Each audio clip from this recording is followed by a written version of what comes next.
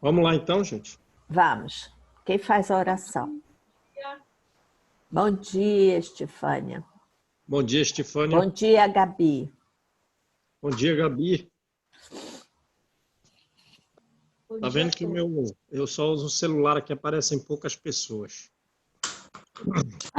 Eu uso o computador gigantesco, aparece todo mundo, né?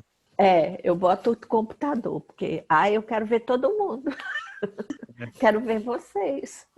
Eu tenho que ficar mudando aqui para ver todo mundo. Eu também. Então vamos, pessoal. Vamos Quem lá. vai fazer a oração? Eu vou fazer, tá? Tá.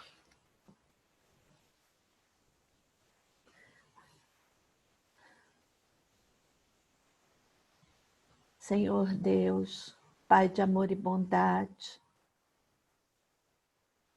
amigo Mestre Jesus,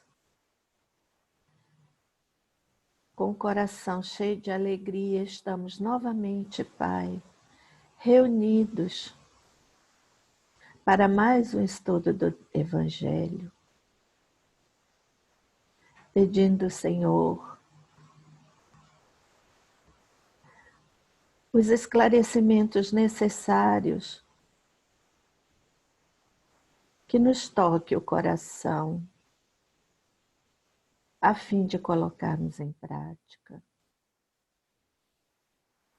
todo o teu amor e a tua bondade. Faz-nos mais fraternos, que a gente possa, Senhor, caminhar um pouco mais, seguindo a tua luz.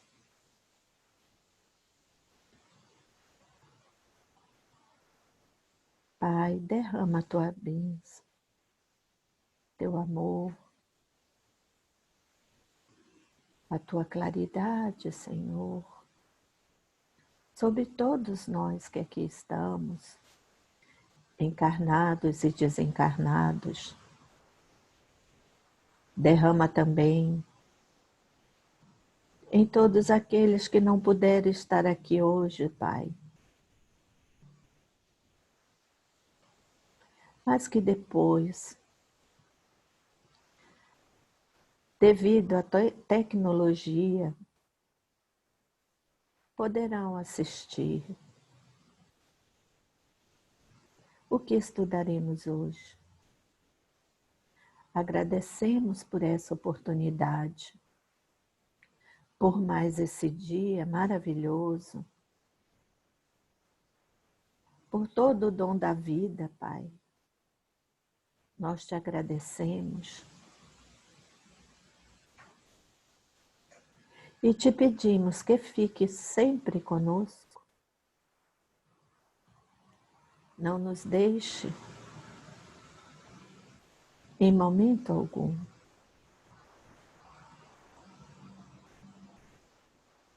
Que assim seja.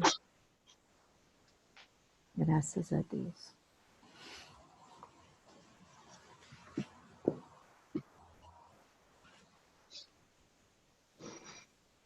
Bom, vamos lá então.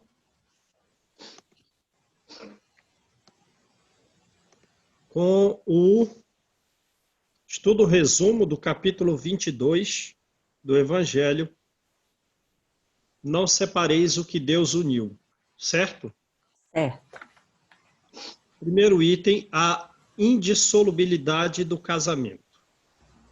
Um grupo de fariseus se aproximou de Jesus não com o intuito de aprender, mas com o intuito de derrubá-lo. Realizaram uma pegadinha para Jesus, né? E eles lhe perguntaram sobre a permissão ao homem de despedir a sua mulher por qualquer motivo que fosse. E Jesus lhes esclarece dizendo que Deus criou os seres macho e fêmea e que o homem deixará os seus pais para se ligar à sua esposa e com ela formando uma só carne, e que, por consequência, não devemos separar o que Deus uniu. E aí eles retrucam, perguntando por que Moisés, então, ordenava que o homem desse uma carta de divórcio à sua esposa, e a resposta foi que, pela dureza do coração do homem, foi que Moisés permitiu o divórcio, mas que no começo não era assim. Aí Jesus acrescenta que quem despede a sua mulher, a não ser em caso de adultério, adultera se for se relacionar com outra mulher. E quem desposa aquela que foi despedida, também adultera. Né? Sabemos pela questão 592 que às vezes o homem desce muito baixo, se rebaixa mais do que os brutos, e essa é uma das razões pelas quais Moisés permitia o divórcio e Jesus consentia, pela dureza do coração dos homens. Emmanuel nos acrescenta que nós desejamos o convívio com os espíritos superiores, porém, atualmente nós temos deveres menos agradáveis e que o casamento serve muitas vezes para frear os nossos impulsos, né? Dar um desenvolvimento intelecto-sentimental que nós não possuímos, muitas vezes, sufocando os nossos sonhos. Ora, esses compromissos são débitos do passado e que essas pessoas que estão próximas a nós, frequentemente nós próprios contribuímos de forma significativa para que elas sejam como são. Então, às vezes, casamos com um cônjuge e ele é uma pessoa com certa rudeza, um tanto arbitrário, de forma que conviver com ele é quase um ato heróico. É uma vida de heroísmo conviver com aquela pessoa. Mas no passado, pelos nossos atos, nós contribuímos para que ele fosse agressivo e cruel como hoje ele é. Muitas vezes aí recebemos os nossos filhos. Eles têm algumas doenças crônicas, algumas doenças até mais graves. No passado, fomos nós que os empurramos a quedas morais significativas. A esposa é um tanto intransigente, muitas vezes é ciumenta. Ela é aquela pessoa para quem nós dirigimos falsos juramentos de amor e a levamos a problemas psicológicos significativos. Aí temos hoje em dia pais duros. Os pais duros de hoje foram os filhos de outra época que foram tratados com dureza. E nós, hoje em dia, recebendo a dureza, somos concitados, então, a desenvolver o perdão, a brandura e os bons sentimentos em nosso coração. De forma que a reencarnação, assim, é uma espécie de professor. Um professor que, de prova em prova, vai nos auxiliando a alijar de nós as lesões psíquicas, aqueles pensamentos enovelados que formam nódulos, que formam quistos profundos na alma, como tem naquela mulher no livro Nosso Lar, né? Quando ela chega tentando entrar na mansão e ela não entra, porque o vigilante, apesar de André Luiz e a Narcisa quererem colocá-la para dentro, ele percebe os nódulos que são as ideias equivocadas que ela praticou em vida pregressa. Então, todos nós temos espécies de nódulos nos nossos relacionamentos sociais do passado, e a reencarnação é o professor que ajuda a desenovelar para a nossa própria aquisição de liberdade mental, de conquista de serenidade e de paz. Então, Emmanuel nos convida a suportarmos as uniões menos simpáticas, porém, não de qualquer jeito, de ânimo firme. Porque se o divórcio, muitas vezes, é uma medida justificável nas convenções humanas, para as leis divinas, não todas as vezes, mas frequentemente, o divórcio vai significar uma moratória para um resgate futuro, com juros e condições um pouco mais difíceis. Então, se a consciência aflita de hoje deseja o afastamento dessa obrigação, que exigiria de nós atos heróicos quase que diários, também, após esse afastamento, quase sempre, não sempre, mas quase sempre, surge o sinal de que a dívida nossa permanece. Beleza? Então, vamos lá. O que vem de Deus é imutável, que é obra do homem, é mutável, sofre mudanças, né? A lei da natureza, as leis naturais, são de todos os tempos, de todos os países, de todas as épocas. A lei humana, não. A lei humana muda conforme os lugares, conforme o progresso da inteligência. Então, no casamento, o que é de ordem humana, primeiramente, vamos tratar da união dos sexos, que serve para a substituição dos seres, né? Mas a regulação dessa união com relação aos bens patrimoniais é humana, né? E tanto é humana que não há no mundo, nem mesmo nos países cristãos, dois nos quais essa lei, a parte humana, que trata da questão patrimonial, seja idêntica. E no mesmo país, houve mudanças ao longo do tempo. Daí resulta que o que foi legítimo num determinado país, numa determinada época, não é mais legítimo em outro país, em outra época, e os interesses, então, variam conforme os costumes, as necessidades. E aí há locais nos quais o casamento foi só um casamento de natureza religiosa ou foi civil, e há lugares em que ele deve ser civil e religioso, né? Mas ao lado da união dos sexos, nós temos também uma outra lei divina. Então, tem a lei da união dos sexos e tem também a lei, uma outra lei divina, que não é tão material quanto da união dos sexos, né? Que lei é essa? Que outra lei é essa também de natureza imutável? A lei do amor. A união não pode ser, por consequência, simplesmente pelos laços da carne, só pela união dos sexos, mas também tem que ser pelos laços da alma, né? De forma que a afeição dos cônjuges seja essa afeição transmitida aos filhos, e não somente um a amá-los, a cuidá-los, a fazê-los progredir, né?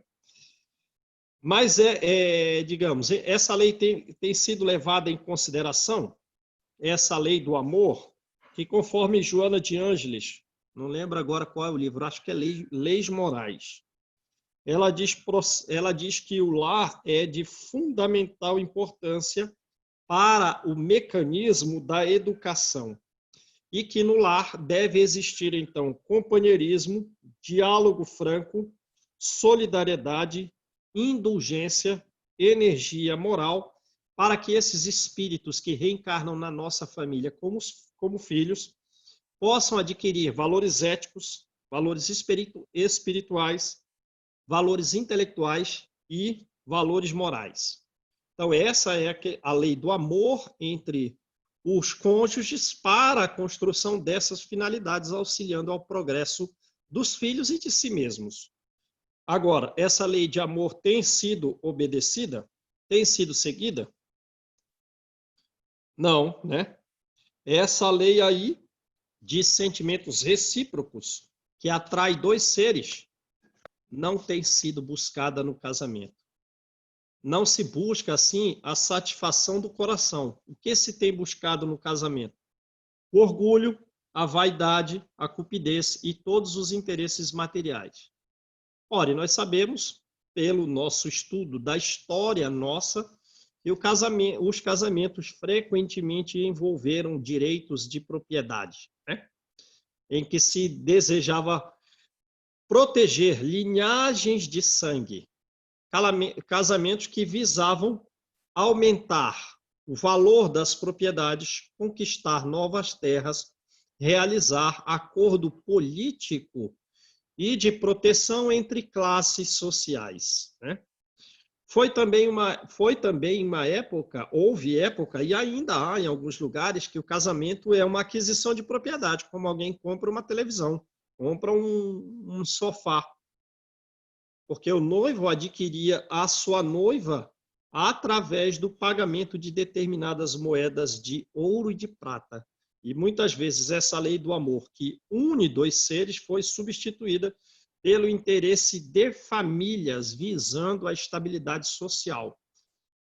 Crianças de 3, 4, 5 anos de idade foram dadas em casamento com essa finalidade de estabilidade social de grupos, né? Beleza, então vamos continuar com Kardec aqui. Então, a lei do amor frequentemente foi banida. E se buscou isso, orgulho, vaidade, cupidez, interesses materiais, de uma maneira geral. Ora, e a essa época, e ainda temos lugares que é assim, se tudo está bem conforme esses interesses materiais, dizemos, esse casamento, ele é um casamento proveitoso, é um casamento conveniente. E se as bolsas estão cheias, todos imaginam que os cônjuges devem ser felizes. Mas nós sabemos que não é assim, né? Porque esses compromissos com base em interesses materiais não suprem a lei do amor. E se a lei do amor não preside a união, com muita frequência, aquilo que foi unido pela força se separa por si mesmo. E aquele juramento no altar não passa de um perjúrio, de um juramento falso, pronunciado como uma espécie de fórmula banal. E essas uniões que, na verdade, parecem felizes, mas internamente são uniões infelizes, podem se tornar uniões criminosas. Daí é uma dupla desgraça. Primeiro, que não levou em conta a lei do amor. E segundo, que terminou num crime.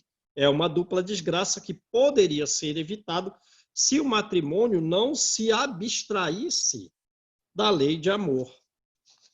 Assim, quando o mandamento religioso diz não sereis senão uma só carne, não separeis o que Deus uniu, esses mandamentos estão falando justamente da lei imutável de Deus, da lei de amor, e não segundo a lei mutável dos homens.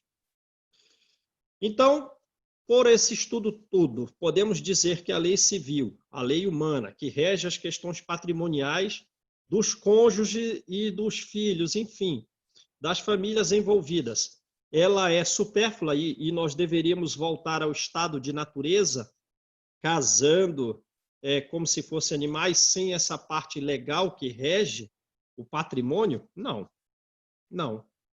né? A lei civil, ela rege essas relações sociais. Ela rege, portanto, os interesses das famílias segundo as exigências da civilização. Portanto, é uma lei útil, é uma lei necessária, apesar dela ser mutável. E essa lei ela deve ser prudente, ela deve ser previdente, pois o homem civilizado não pode retornar a viver como um ser selvagem, né? Mas essa lei humana, ela pode muito bem e deve refletir a lei divina. Portanto, os obstáculos que existem para o cumprimento da lei divina no casamento, que visa o progresso daquele grupo social, não está na lei civil, já que ela pode e deveria refletir a lei divina. Onde estão, então, os obstáculos às relações conjugais, né? Eles estão os obstáculos nos interesses, nos preconceitos, que, de certa forma, com o progresso da humanidade, já diminuíram, pelo menos no seio dos povos mais esclarecidos, e desaparecerão naturalmente com o progresso moral, que abrirá os olhos dos homens para os males, para as faltas, para os crimes que resultam dessas uniões contraídas com base em interesses materiais. Tanto é que, progredindo, o homem se perguntará um dia se não é se não é humano, se não é caridoso, né? Se não é humano, se não é caridoso. É humano, é caridoso você tentar forçar tentar juntar seres que, digamos assim, não têm condições de viver em conjunto? É humano, é caridoso você, tendo realizado isso à força, a união de seres à força, não permitir que eles restituam a liberdade a esses seres? Né? É humano, é caridoso que o casamento seja uma cadeia indissolúvel, de fato? Não, aí Kardec faz uma outra pergunta, como se o homem fosse no futuro se perguntar quando ele se tornar um pouco mais evoluído. Ora, dessa cadeia indissolúvel não é daí que surge um número muito grande de uniões irregulares? Bom, e o último item a respeito do divórcio. O divórcio é lei humana que separa, então é lei nossa, não é lei divina o divórcio. Mas o divórcio, ele, digamos, retifica um equívoco nosso. O divórcio é lei humana que separa legalmente o que de fato já estava separado.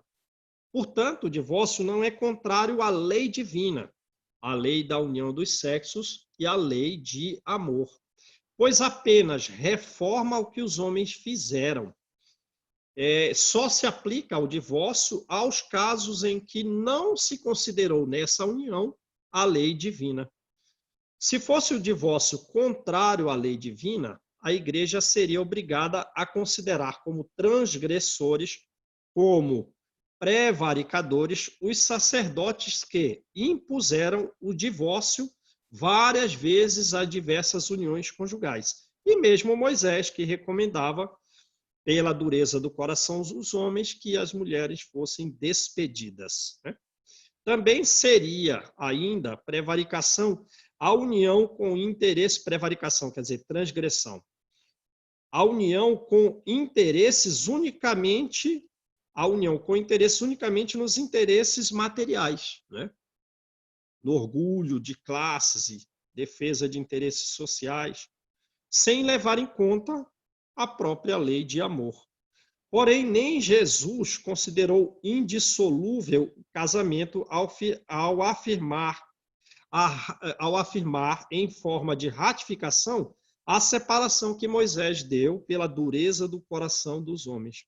Portanto, desde Moisés, muitas vezes, a separação que não levou em conta a lei do amor eram separações necessárias de serem realizadas.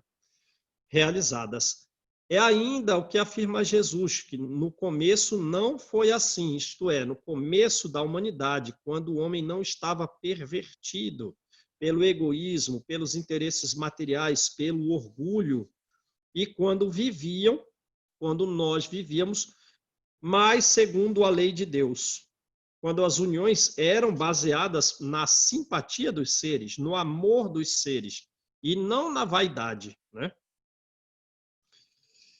Então, essas uniões, no começo, não davam motivo à rejeição, não davam motivo ao repúdio. Jesus afirma que o outro caso que justifica a separação é o adultério, né? Ora, se existe uma afeição recíproca, se os seres se uniram pela lei do amor, então não há adultério. E ele ainda proíbe que as mulheres que foram dispensadas por terem praticado o adultério sejam despojadas, desposadas, se casem novamente. Pois ele quis trocar a punição de morte, da lapidação, para a mulher adulta, que ela era lapidada se praticasse o adultério. Jesus quis trocar essa punição simplesmente pela desonra da vida em solidão, que, na verdade, numa época de tanta crueldade, talvez fosse até melhor, né? Então, por isso, ele substituiu que a mulher deveria, se separada, né, por ter praticado o adultério, que ela ficasse com uma espécie de punição que seria a desonra por não se casar de novo. Mas talvez fosse até melhor. Então, ele substituiu uma lei civil muito ríspida, muito dura, por uma outra lei civil que também passaria pela prova do tempo, né, para chegar onde chegamos. E hoje nós vemos aí, não podemos deixar de comentar qual é a posição que o Divaldo nos ensina a respeito do casamento de pessoas do mesmo sexo. Ora, vamos pensar, né? Eles estão seguindo a lei divina da união dos sexos que são sexos opostos? Não, não estão seguindo. Mas eles não estão seguindo a lei de amor, a lei sentimental de atração entre os seres? Estão, essa eles estão seguindo. E Divaldo diz, bom, e se nós os mantivéssemos separados, eles estariam bem psicologicamente? Não. E muito frequentemente praticariam o suicídio. E às vezes a união heteroconjugal tem aparência de honradez, tem aparência de que seguem as leis divinas, mas as ocultas, os homens e as mulheres, algumas vezes têm justamente se desviado. E Divaldo até diz, né, pede desculpas, mas que a sociedade, de certa forma, carrega um grau de hipocrisia com relação a isso. Ora, e diz ele, como nós não podemos permitir, não somos, estamos contrário à promiscuidade da relação heterossexual, também estamos com promiscuidade com relação à relação homossexual, né?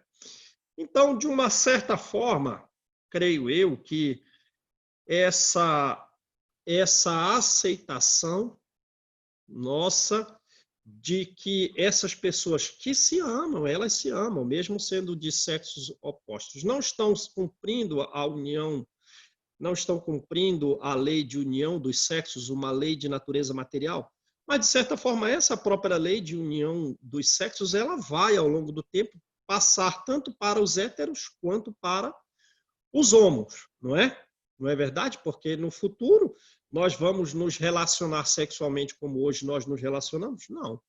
Nós vamos sair dessa fase, tanto os homossexuais quanto heterossexuais. O que não pode haver nessa relação é a promiscuidade. E lembrando que a Gabi colocou aí a respeito, por exemplo, e a Estefânia trouxe, a Malu também falou a respeito da questão da adoção. Ora, o que vale é o comportamento moral, né? Porque, como disse a Gabi, às vezes fica só um para cuidar, mas houve um ensino moral? Houve, a pessoa progrediu.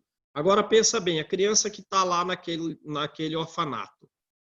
Aí, podemos perguntar, nós não somos juízes, mas vamos perguntar. A criança está estudando que escola? A escola pública. Eu tenho experiência com escola pública desde... Aí, próximo, vai para quase uns 10 anos, porque a gente dá aula para criança carente, né?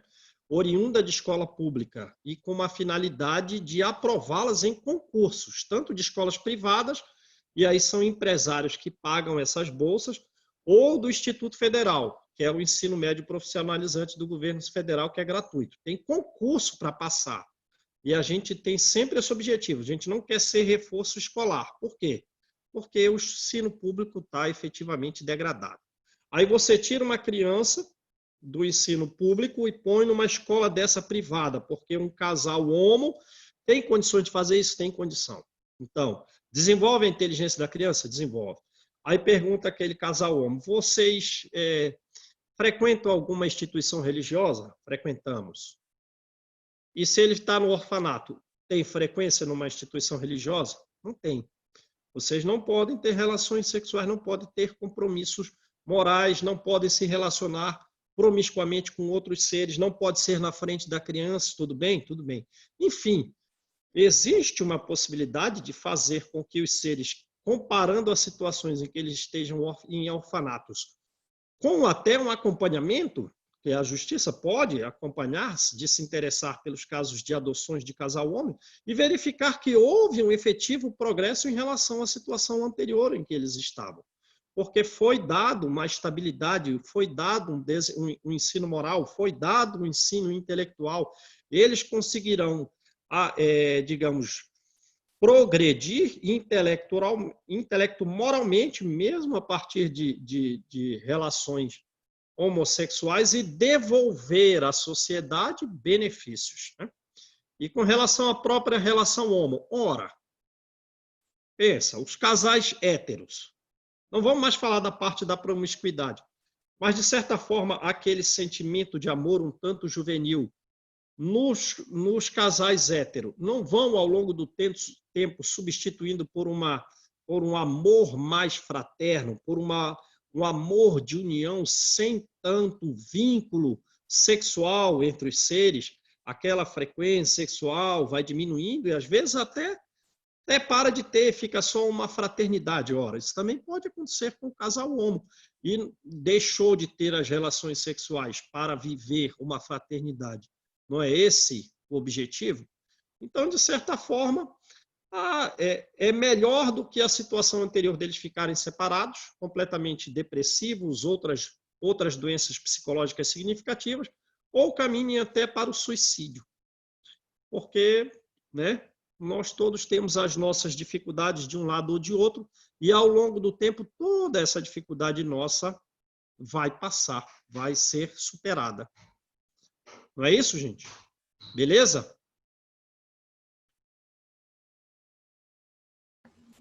Beleza, João. Maravilha? Muito bom. Então, Ei, João, essas aí com esse resumo, que nós temos que superar. Às vezes a gente fala, já é século XXI, ainda temos dificuldades de relacionamento, seja na família e coisa, e a gente sabendo da teoria, esse vínculo que nos continua agregado é devido aos nossos antepassados, né? Porque a gente tem ciência da situação, tem que mudar, tem que a reforma íntima, a cada dia a gente se cobra, e essa dificuldade que nós temos de aceitação de mudar, mesmo sabendo das nossas dificuldades, não é muito fácil agora, né? Vai ser muitas e outras encarnações para ter esse comportamento de mudança, né? Porque, né, Stefânia, a gente está tomando conhecimento da doutrina espírita, que tanto nos esclarece, e por esclarecer, de certa forma, permite um grau maior de serenidade nosso, que nós estejamos mais pacíficos, mais, digamos assim, consolados. São conhecimentos que nos chegam agora, mas então não são conhecimentos profundos na nossa alma. A gente tomou um conhecimento, mas vai ter um certo prazo para que a gente efetivamente possa aplicá-lo, esse conhecimento da doutrina espírita, em todos os nossos atos, em todas as nossas relações familiares, sociais. É algo natural. Então a gente vai estudando e vai aprendendo, mas a gente ainda não absorveu isso a ponto de praticar, e ainda de praticar de uma forma espontânea, né? Aconteceu uma coisa que nós não estávamos esperando. E aí, espontaneamente, não altera nem o semblante nosso, assim. É porque aí o conhecimento efetivamente já é nosso, é profundo, está arraigado na gente, criou raízes nos nossos corações. Isso demanda um certo tempo. Então, na nossa relação, a gente vai, às vezes, entrar em alguns conflitos, mas paremos, vamos refletir, né? Pede desculpa, segue em frente, conversa, porque a gente não vai praticar esses atos de forma espontânea com muita rapidez assim. Calma, ainda vai levar um tempo. Ainda vai levar um tempo. Calma, muita reflexão ainda. Muita reflexão. Muita vigilância de nós oração, mesmos. Principalmente oração, né, João? Oração. A maior força que existe é a oração. Muita força, altera os nossos pensamentos, né? Acerena situações que o diálogo não consegue. Realmente a oração muito poder.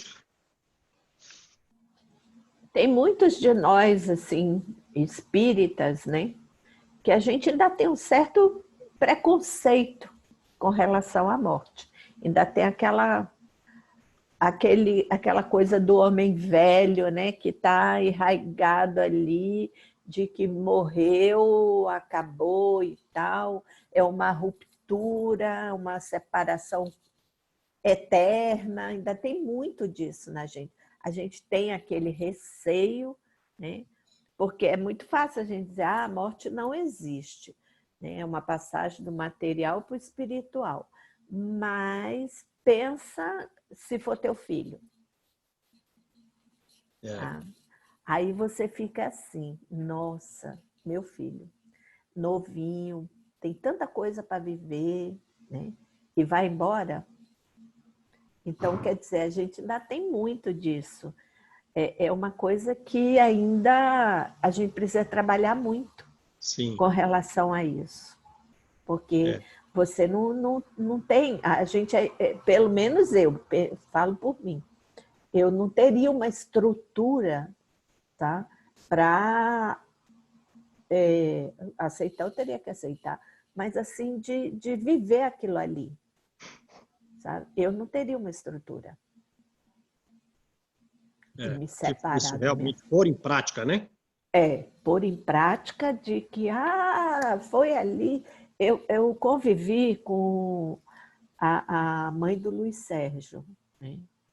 Ele tem vários livros dele espírita. Eu convivi com a mãe dele, eu fui algumas vezes na casa dela, e era assim, a gente conversando, tal, eu dizia assim, na época, eu tinha meus 19, 20 anos, eu dizia assim, nossa, como é que você aceita, né, seu filho, tudo, rapaz novo, né? Ela, não, sabe o que eu faço? Eu imagino assim, que ele viajou para o Japão. Para eu viajar para lá é caro pra caramba, na época, principalmente, né? Aí, então, é o seguinte, eu tenho que juntar dinheiro para poder comprar minha passagem para ir para lá também. Tá? Porque ele não vai voltar. Então, eu que tenho que ir para lá. Para mim ir para lá, eu tenho que juntar o dinheiro, né? E aí, eu estou aqui juntando o dinheiro. Uma hora eu vou e vou encontrar. Eu achei bacana da parte dela, assim, a forma como ela pensa. Tá? Foi um ótimo exemplo. Da separação do filho. Eu fiquei impressionada, assim, na minha juventude, tudo, né? Eu vi aquilo ali, eu digo, meu Deus, será que algum dia eu vou... Eu procurei botar isso aí na minha cabeça, mas acho que ainda não estou preparada. E esse dinheiro é outra coisa que ela quer falar, né? Exatamente. É aguardar o tempo, né? O tempo de você tem um tempo, né? Então, é aguardar o tempo, esperar aquele tempo definido de que, olha, chegou a hora, né? Agora eu vou me encontrar com ele. E olha que esse Luiz Sérgio, então, ele tem livros escritos, né? Ele é o espírito, o Luiz Sérgio tem alguns livros escritos. Tem aquele, como Os Miosotes Volta a Florir. Uhum. Ele faz um trabalho, tá, em cima da juventude que se droga. Sabe? O trabalho dele é em cima disso. E, assim, ele dá muitos ensinamentos, assim. Eu acho que a juventude deveria ler os livros dele, né? Tem um também sobre o aborto, que é Deixe-me Viver, onde ele conta o passo a passo do que o espírito passa com o aborto. Tá? É muito... Então, então a gente vê que, digamos assim, ele está tendo uma carreira no plano espiritual, né? Progredindo no grupo social dos espíritos, e essa carreira, naturalmente, é melhor que a carreira que ele levaria aqui na Terra para, digamos, se desenvolver entre os homens, né? Tem um livro dele que ele conta o porquê, né? Porque eles estavam num carro com uma turma vindo do Rio, ou indo para o Rio, eu não me lembro agora, e eles caíram num precipício. Tá?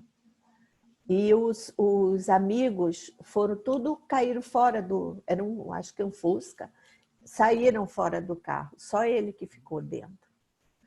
E naquele rebolar lá, foi esmagado e tudo, né? E ele veio a falecer. E aí ele conta o porquê dessa morte dele trágica, né? Porque no tempo que ele era administrador de um convento, né? Onde não sei se era padre franciscano, não sei, na Itália. Ficava lá em cima do morro esse convento, né? E ele começou a roubar, desviar o dinheiro. E um dos padres descobriu e falou para ele, né? Disse, olha, ou você devolve, ou você conta. Tá? Você confessa o que você está fazendo. E aí o que ele fez? O padre desceu para ir na comunidade para fazer as orações, né, lá na comunidade. E quando o padre retorna, ele espera o padre na estrada, tá? E ele mata o padre ali, assim, ele rebola o padre no abismo lá que tinha, no precipício. Ele rebolou o padre ali, entendeu? Para não ser descoberto o que ele estava fazendo, né? Aí Não por fez nenhuma isso... coisa nem outra, né? Não, Nem confessou, nem devolveu o dinheiro. não. Matou. Matou É, quem sabia. é. Aí, por isso que ele teve essa morte trágica, sabe? Mas aí ele faz um trabalho bonito. Ele tem, acho que é Trabalho Enoque, espiritual, né? o guia dele lá, o mentor espiritual dele, né? Acho que é Enoque o nome dele.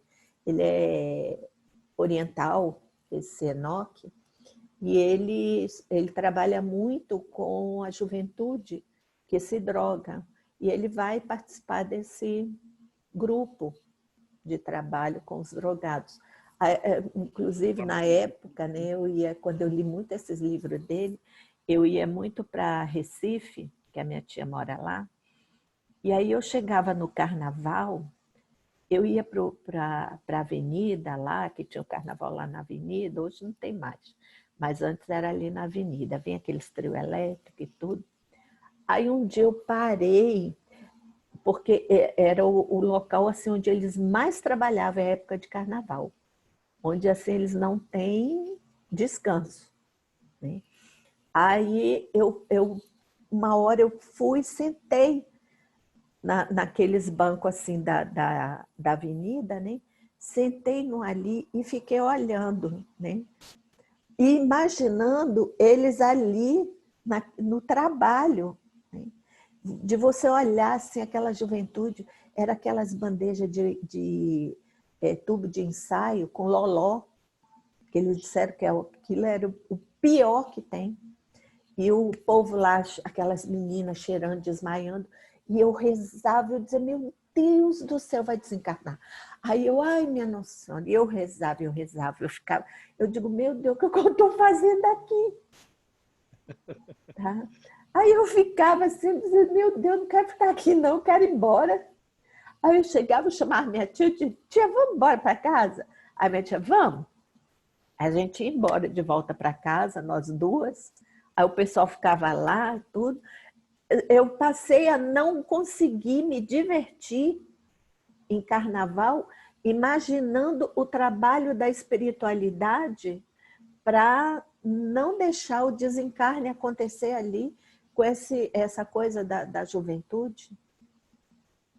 E essa prece que você fez aí, até essas preces posteriores, vinculadas a um determinado grau de aflição, porque é uma espécie de prece, é uma espécie de evocação, já deu uma certa proteção àquela Nossa, juventude. eu via as colegas das minhas primas ali cheirando. Teve uma que desmaiou, apagou, e os meninos ficaram desesperados. E eu, mais desesperada ainda, eu dizia, meu Deus, e agora? O pai e a mãe saber de uma coisa dessa. E, meu Deus, eu ficava agoniada, né? Deus me livre. Um dia eu não estava lá, achei bonito, o namorado da minha prima está lá com cachimbo, fumando um cachimbo. Eu achei chique, eu digo, nossa, que chique, está fumando um cachimbo. Aí depois eu fui saber que era maconha. Aí eu, oh meu Deus. Aí o povo dizia, mas você não conhece? Eu digo, não. Você não sentiu o cheiro? Eu digo, eu não, para mim. É um perfume porque cachimbo tem tantos, aquelas ervas, tem umas ervas aromáticas, assim, cheirosas. Eu achava que era aquilo, e era maconha. E eu perto, passando com aquele cheiro em mim. Fumando paralelamente. Foi, de boa ali, o povo tudo. Ah, olha, João, já passei cada uma na minha vida, que meu Deus. Mas, estamos aí. Vamos lá, então, né, gente? O negócio é nós refletir, né, nisso aí. A respeito a lei do amor. Da lei do amor. E de que as pessoas que estão próximas a nós, de certa forma, contribuímos para que elas sejam como são no passado. E, lembrando do livro Ação e Reação, esse atrito nos leva à tolerância. Esse atrito nos leva a uma posição mais serena, a aumentar a capacidade reflexiva, né? Pensando que essas pessoas também têm o seu nível evolutivo, que nós contribuímos para que elas sejam como são, e, por consequência, depende de nós, compete a nós e não a outros espíritos trabalhar para que elas se melhorem, como nós também devemos nos melhorar, né?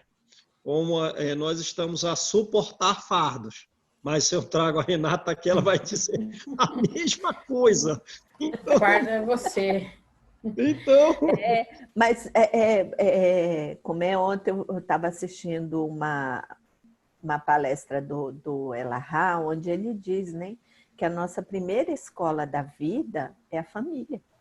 A primeira e a principal é a família. Né? Então, quer dizer, claro, são pessoas diferentes, sexos diferentes, pessoas diferentes, criadas de formas diferentes, até de estados diferentes, onde a cultura é outra, mas está previsto a união ali e a gente tem que se adaptar àquilo ali. Vai relevando, né? A gente tem que relevar as situações. Né? Porque a nossa principal escola é a família. Com certeza. E a gente não pode esquecer que cada um de nós tem uma história, né? E essa história de cada um, ninguém sabe por onde passou.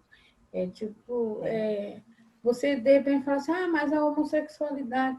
Você não sabe como ele veio, você não tem como julgar, né? Você não tem, pelo nosso aprendizado hoje, você não tem como julgar.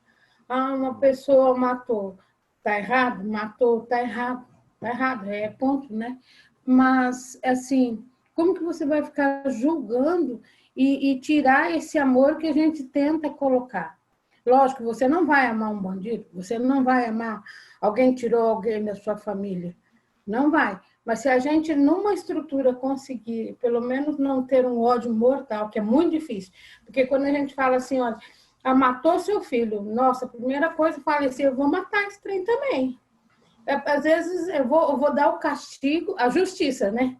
A justiça. A gente começa a assistir essa televisão, todo mundo quer a justiça, mas a justiça é aquela justiça que ela quer. No fundo, não é justiça, é vingança.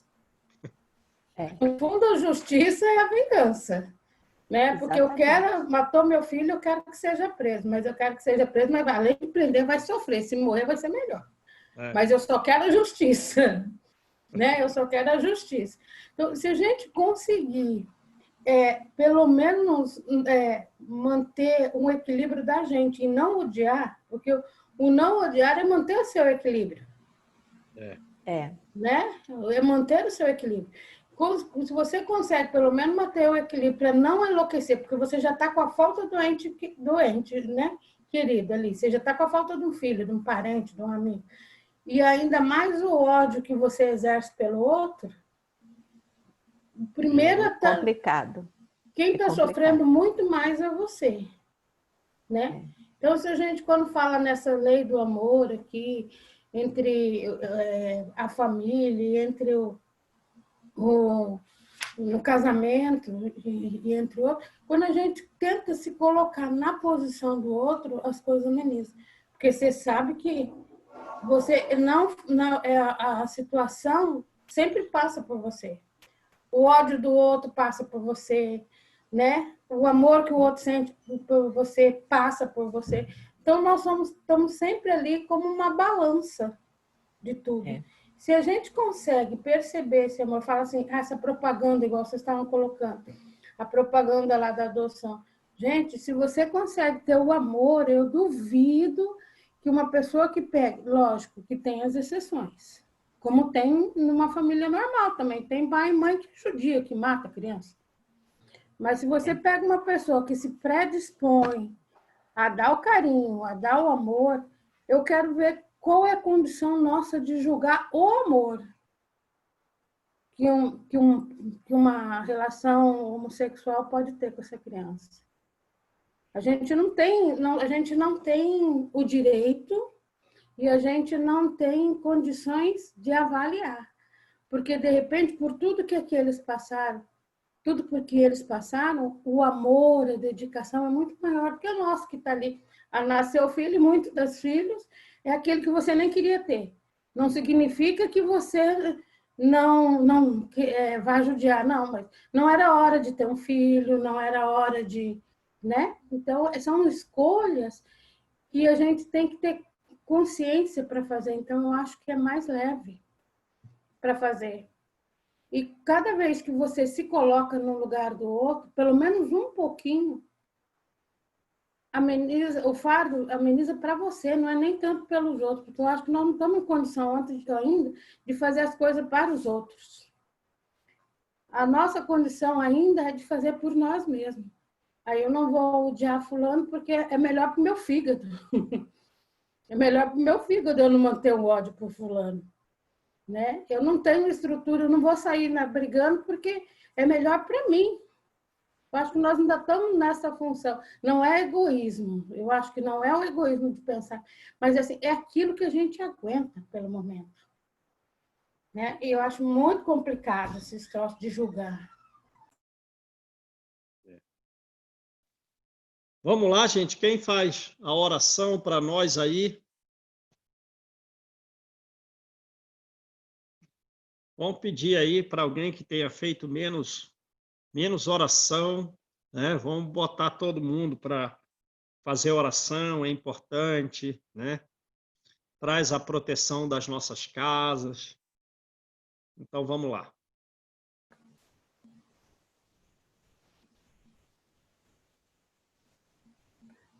Faz aí, Deise. Lu, em casa está muito barulho. Está muito barulho aqui. Quem faz aí? A Gabi diz que está sem áudio. Ela está com problema na garganta. Não, ela está sem áudio. Sem microfone, né? Ah, não, ela está... Ah, é isso mesmo, João que entendeu. Ela está assim. Paulo, sobrou para você. Tá bom. Então, vamos lá.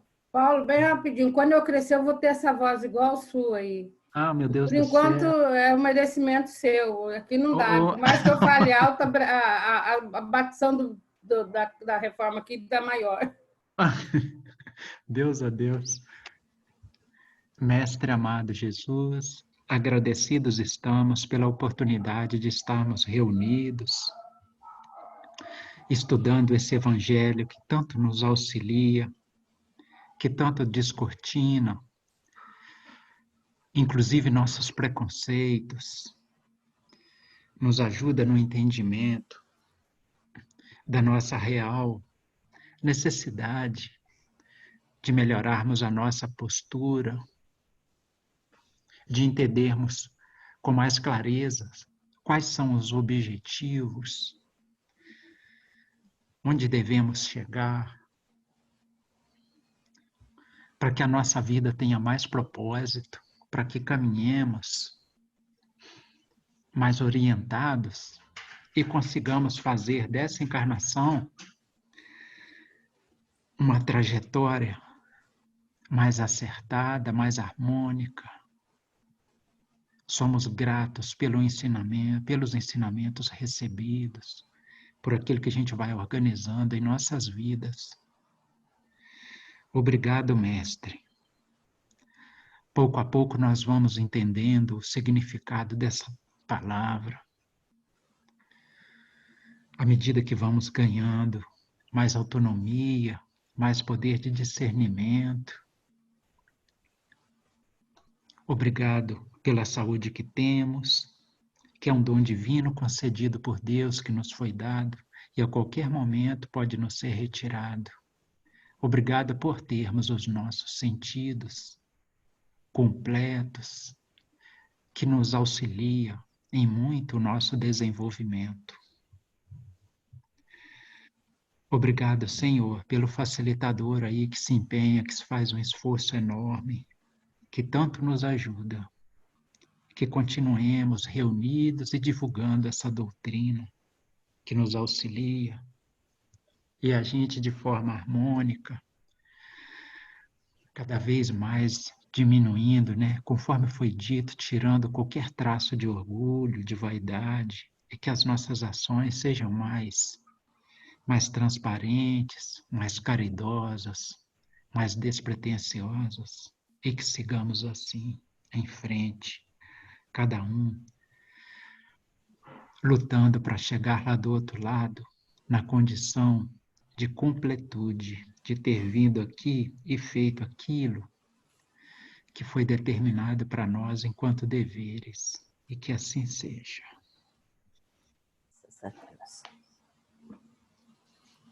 Tchau, gente. Um abraço. Tchau, gente. Até amanhã, se Deus quiser. Até amanhã, se Deus quiser. Até amanhã. Até amanhã.